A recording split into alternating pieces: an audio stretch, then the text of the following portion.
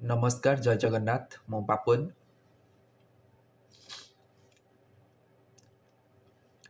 आज बहुत इमोशनल अच्छी क्षमा करदेवे मो भिडटी आज कहबिनी लाइक शेयर सब्सक्राइब करने किसी भी आज कहबिनी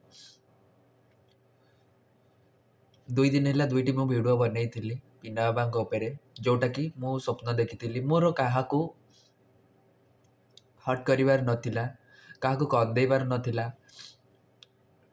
मिछ भी मु कहू नी जहाँ मु स्वप्न देखी जोटा मु मो निज अंगे मु निजे लिभेई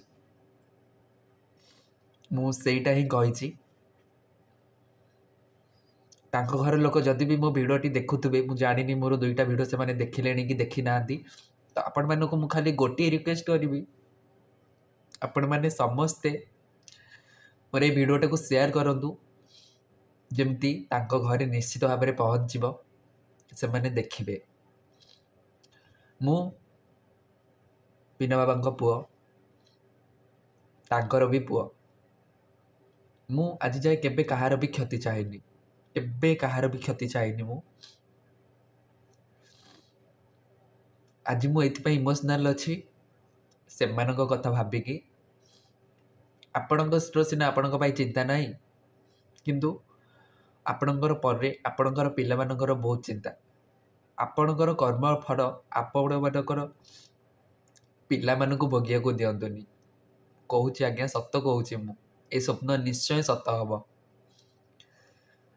से मत डर लगुच मु भगवान को प्रतिदिन प्रार्थना करुच्ची कार किसी भी क्षति न हो समस्ते भलरे रुहतु खुशी रुहतु बस एतिकी मु चाहे आउ किसी भी चाहे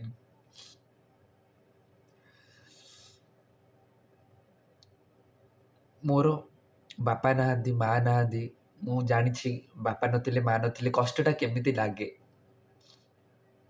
सेथिपाई आउ सेमती परिस्थिति कई न भोगंतु मुझे भिडटी बनई बहुत भाभी क्या कहबी मन भी चापी रखी किंतु जब सब किसी जानिकी चुप रही ना भगवान मत केबे भी क्षमा देवेनि केबे भी क्षमा करें मत भगवान जे तू सब जानिलु किंतु क्या किसी कहलु जे चुप रहीगलु से मुझे आज भिडटी बनईली माँ भी बहुत कांदिले भिडटी देखिकी मोर सत कहूँ ना जो मैंने भी कमेंट्री भी मत कहते तुम माँ कांदिले ना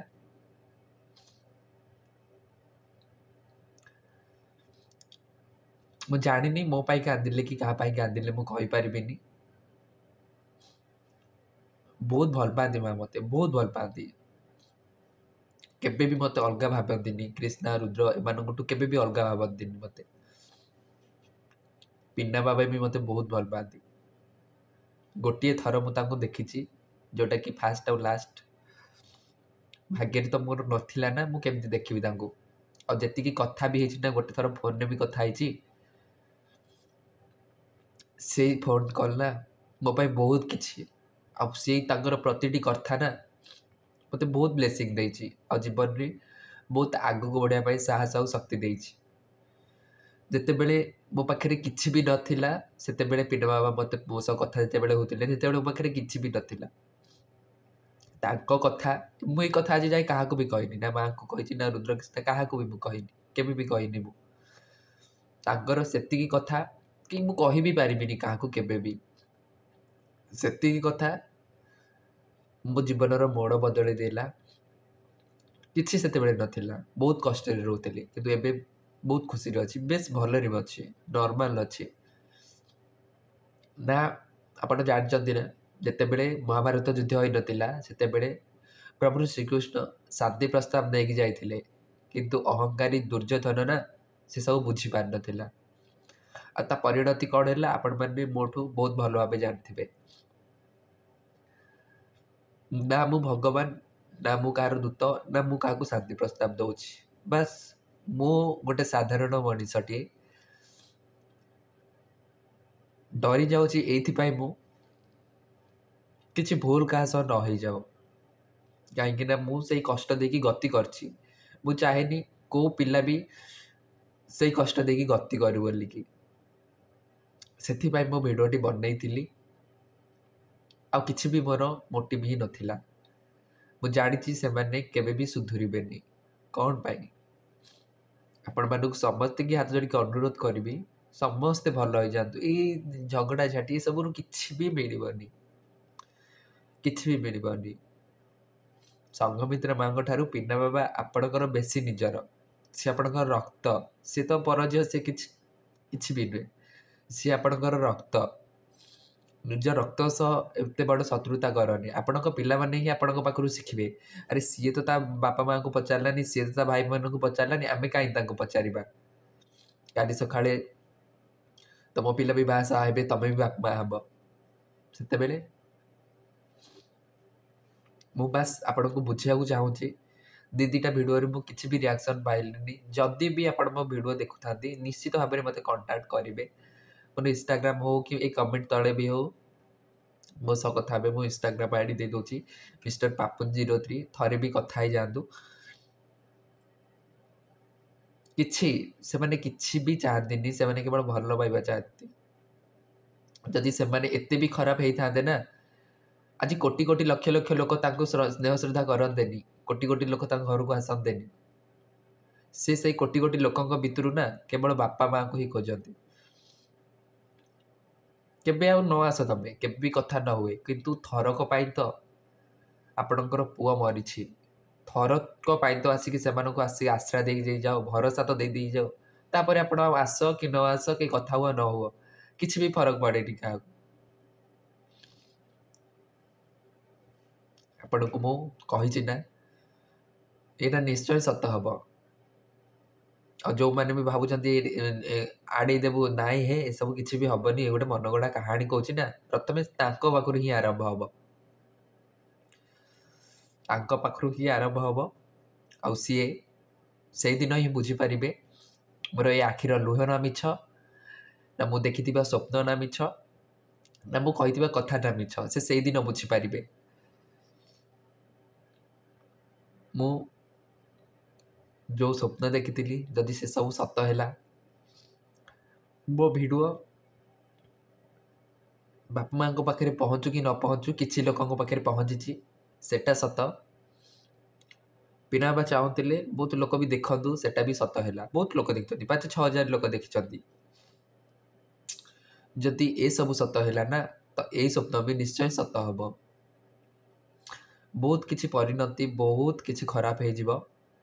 ସେଥିପାଇଁ ମୁଁ ଅନୁରୋଧ କରିବି, ଆଉ କିଛି ବି ଆଗକୁ ଖରାପ କରିବାକୁ ଦିଅନ୍ତୁନି, କିଛି ବି ଦିଅନ୍ତୁନି। ମୁଁ ଆପଣଙ୍କୁ ହାତ ଯୋଡ଼ି ଅନୁରୋଧ କରିବି, ସୁଧୁରି ଯାଆନ୍ତୁ, ଭଲ ବାଟକୁ ପଳେଇ ଆସନ୍ତୁ। ଏମିତି କାହା ନାଁରେ ଗପିବା, କାହା ନାଁରେ ଚର୍ଚ୍ଚା କରିବା, କାହାକୁ ଖରାପ କହିବା, ଏସବୁ ବନ୍ଦ କରିଦିଅନ୍ତୁ। ଆପଣ ବାପା ମା, ଆପଣଙ୍କୁ ମୁଁ ଅନୁରୋଧ କରିବି, ଆପଣ ମୋର ଜେଜେମା ହେବେ, ଆପଣଙ୍କୁ ଅନୁରୋଧ କରିବି, ଆପଣଙ୍କର ସବୁ ପୁଅ ସମାନ, କେହି ବି ଅଲଗା ନୁହନ୍ତି, ସବୁ ପୁଅ ସମାନ। ଆପଣ ବହୁତ ପସ୍ତେଇବେ ଭବିଷ୍ୟତରେ, ବହୁତ ପସ୍ତେଇବେ। ଏତେ ପରେ ବି ଯଦି ମୋ କଥା ମୁଁ କହିଲି, ମୁଁ ମୋ କଥା କହୁନି, ମୁଁ ମୋ ପିନା ବାବାଙ୍କ କଥା କହୁଛି। ମୁଁ ବୁଝିପାରୁଛି ତାଙ୍କୁ କେତେ କଷ୍ଟ ହେଉଥିବ, କେତେ ଯନ୍ତ୍ରଣା ହେଉଥିବ। ଡହଳ ବିକଳ ହେଇକି ସିଏ ଏ ଦୁନିଆ ଛାଡ଼ିକି ଚାଲିଗଲେ। ଗୋଟିଏ ଆଶା ତାଙ୍କର ଥିଲା, ସେ ଆଶା ତ ଆପଣ ପୂରଣ କଲେନି, ବହୁତ ବଡ଼ ଅଧର୍ମ କରିଦେଲେ। ଆଟଲିଷ୍ଟ ସେ ନଥିଲା ପରେ ଗୋଟିଏ ଥର ତ ତାଙ୍କ ଫଟୋକୁ ଆସିକି ଦେଖିଯାଆନ୍ତୁ। ଗୋଟିଏ ଥର ତାଙ୍କର ଯେଉଁ ଅଂଶ, ତାଙ୍କ ଯେଉଁ ପିଲାମାନେ ଅଛନ୍ତି କେମିତି ଅଛନ୍ତି, କ'ଣ କରୁଛନ୍ତି, ଗୋଟିଏ ଥର ତ ଆସି ଦେଖିଯାଆନ୍ତୁ। ଆପଣ କେବେ ଆସିବେନି, କେବେ ବି ଆପଣ ଆସିବେନି, ମୁଁ ଜାଣିଛି। ଆଉ ନିଜର ଆପଣ ଥରେ କ'ଣ ନିଜ ଅନ୍ତରର ଆତ୍ମାକୁ ଆପଣ ନିଜେ ପଚାରନ୍ତିନି? ଆପଣଙ୍କ ବିବେକକୁ ଆପଣ କ'ଣ ଥରେ ପଚାରନ୍ତିନି ଯେ ଆପଣ ଠିକ୍ କରୁଛନ୍ତି କି ଭୁଲ କରୁଛନ୍ତି? ସେ ବଡ଼ବାପା ବଡ଼ ମାଆଙ୍କୁ ବି ମୁଁ ପଚାରୁଛି, ମାନେ ପିନା ବାବାଙ୍କ ବଡ଼ ଭାଇ ଭାଉଜଙ୍କୁ ପଚାରୁଛି, ଆପଣଙ୍କର ବିବେକ ଆପଣଙ୍କୁ କ'ଣ ଗୋଟିଏ ଥର ବି ପ୍ରଶ୍ନ ପଚାରେନି? ଆପଣଙ୍କର ପିଲାଛୁଆମାନଙ୍କ ଆଖିରେ କ'ଣ ଆପଣଙ୍କୁ ଦେଖିପାରନ୍ତିନି ରୁଦ୍ରକିଷ୍ଣା କେତେ କଷ୍ଟରେ ଥିବେ? ଆପଣ ଗୋଟେ ଥର ଭାବିଲେ, ଆପଣଙ୍କର ଯଦି ସେମିତି ଅବସ୍ଥା ହେଇଥାନ୍ତା, ଆପଣଙ୍କ ପିଲାଙ୍କ ପାଖକୁ କେହି ନ ଆସିଥାନ୍ତା, ଆପଣଙ୍କୁ କେତେ କଷ୍ଟ ଲାଗିଥାନ୍ତା? ଯଦି ଏସବୁ ବୁଝିପାରିଥାନ୍ତେ ନା, ଆପଣ ନିଶ୍ଚୟ ଆସିଥାନ୍ତେ। ଏତେ ପରେ ବି ଆପଣ ଆସିଥାନ୍ତେ, କିନ୍ତୁ ଆସିବେନି ଆପଣ, ମୁଁ ଜାଣିଛି। କେବେ ବି ଆସିବେନି ଆପଣ। ଗୋଟେ କଥା ମନେ ରଖ,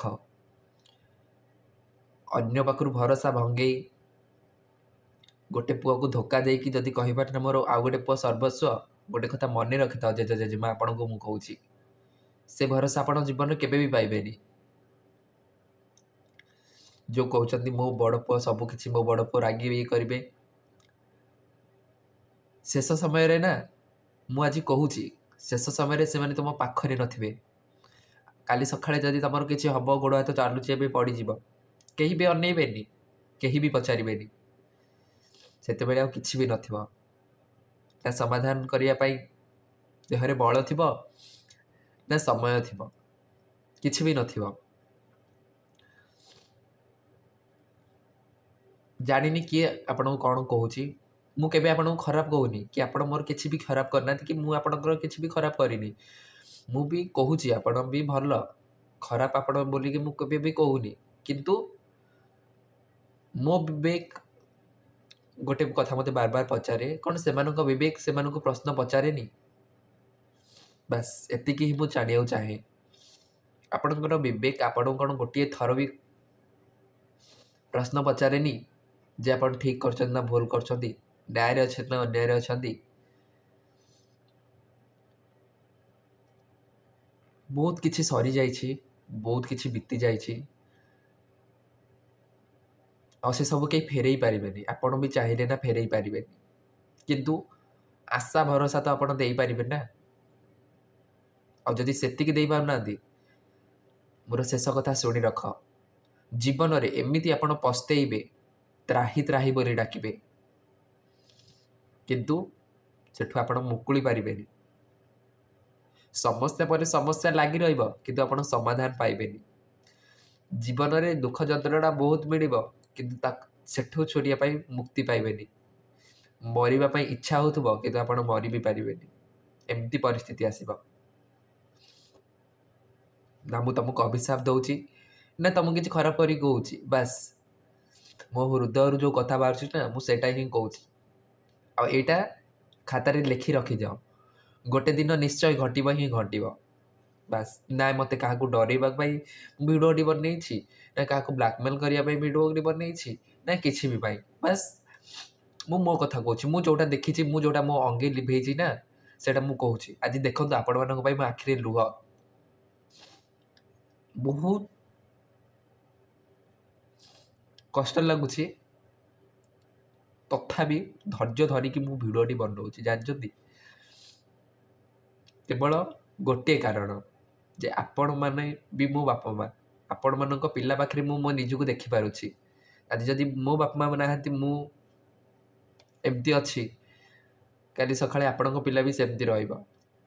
ଏଇଟା ମୋ ନୁହେଁ, ଏଇଟା ନିୟତି। ତ ମୋ ଅବସ୍ଥା ଆଉ କାହାର ନ ହଉ, ମୁଁ ସେଥିପାଇଁ ଆପଣଙ୍କୁ କହୁଛି। ଆପଣ ଘରର ବଡ଼ ପୁଅ, ବଡ଼ ନିଷ୍ପତ୍ତି, ବଡ଼ ଦାୟିତ୍ୱ। ଆପଣ ସବୁକିଛି ସମାଧାନ କରିପାରିବେ। କାହା କଥା ବି ଶୁଣନ୍ତୁନି, କେଉଁ ଭଉଣୀ ଫଉଣୀ କାହା କଥା ବି ଶୁଣନ୍ତୁନି। କାହିଁକି ନା ସେମାନେ ପର ଘରକୁ, ସେମାନେ ବାହା ହେଇକି ଶାଶୁ ଘରେ, ଆପଣଙ୍କର କିଛି ଅସୁବିଧା ହେବ ନା, ମୁଁ ମୋ ଶାଶୁଘର କଥା ବୁଝିବି ନା, ମୁଁ ତୁମ କଥା ବୁଝିବି, ଏମିତି ବି ସେମାନେ କହିବେ ବେଳ ଆସିଲେ। ଏ ଦୁନିଆରେ ମନେ ରଖନ୍ତୁ, କେହି ବି କାହାର ନୁହନ୍ତି, କେହି କାହାର ନୁହନ୍ତି। ସମୟ ଥାଉ ଥାଉ ଆପଣ ସବୁକିଛି ସମାଧାନ କରିଦିଅନ୍ତୁ। ସବୁକିଛି ପଛ କଥା ଭୁଲି ଯାଆନ୍ତୁ। ପଛ କଥା ଭାବିକି ଆଉ କିଛି ବି ଲାଭ ନାହିଁ, କିଛି କେବେ ବି ଆସିବେନି। ଗୋଟେ ଥର ଫୋନ୍ କରିକି ହଉ ବୁଝି ଦିଅନ୍ତୁ, କାହା ଜରିଆରେ ବି ହଉ, କି ଗୋଟେ ଥର ଆସିକି ଆପଣଙ୍କ ପୁଅକୁ ଦେଖି ଯାଆନ୍ତୁ, କେମିତି ତାଙ୍କ ପରିବାର ଅଛି। ସେମାନେ ରାଗିବେ, ରାଗିବାଟା ସ୍ୱାଭାବିକ। ଆପଣଙ୍କ ସହ ଏମିତି ହେଇଥିଲେ ଆପଣ ବି ରାଗିଥାନ୍ତି। ଜାଣିଛନ୍ତି ନା, ସେଇ ଲୋକ ଅନ୍ୟ ଉପରେ ବେଶୀ ରାଗେ ଯାହା ହୃଦୟରେ ତାଙ୍କ ପାଇଁ ବହୁତ ସ୍ନେହ ମମତା ଭଲ ପାଇବା ଥାଏ। ଆଉ ସେ ଯେଉଁ ରାଗ ସେଠି ଦେଖେଇବେ ନା, ସେଇଟା ରାଗ ନୁହେଁ, ସେଇଟା ଅଭିମାନ। ଆପଣଙ୍କ ଉପରେ ତାଙ୍କର ଅଭିମାନ, ସେ ସେଥିପାଇଁ କହିବେ। କିନ୍ତୁ ଆପଣ ଥରେ ନା ହାତ ବାହୁ ମେଲେଇକି ତାଙ୍କୁ ଯଦି କୋଳେଇ ନେବେ ନା, ସେ ସବୁକିଛି ଦୁଃଖ, ସବୁକିଛି କଷ୍ଟ ଭୁଲିଯିବେ। ପିନା ମାମାଙ୍କୁ ତୁମେ ଲାଇଫ୍ରେ କ'ଣ କରିଛ, ତାଙ୍କ ପାଇଁ କ'ଣ କରିନ, ସେଇଟା ମୁଁ ଜାଣିନି କି ଜାଣିବାକୁ ଚାହୁଁନି। ଶେଷବେଳେ ତାଙ୍କର ଗୋଟେ ଇଚ୍ଛା ଥିଲା, ସେଇଟା ବି ଆପଣ ପୂରଣ କଲେନି। ଆଟଲିଷ୍ଟ ସେ ମଲା ପରେ ତ ଏଇ ଗୋଟିଏ ତାଙ୍କର ଇଚ୍ଛା ପୂରଣ କରିଦିଅ। ବାସ୍ ମୁଁ ଆପଣଙ୍କୁ ହାତ ଯୋଡ଼ୁଛି,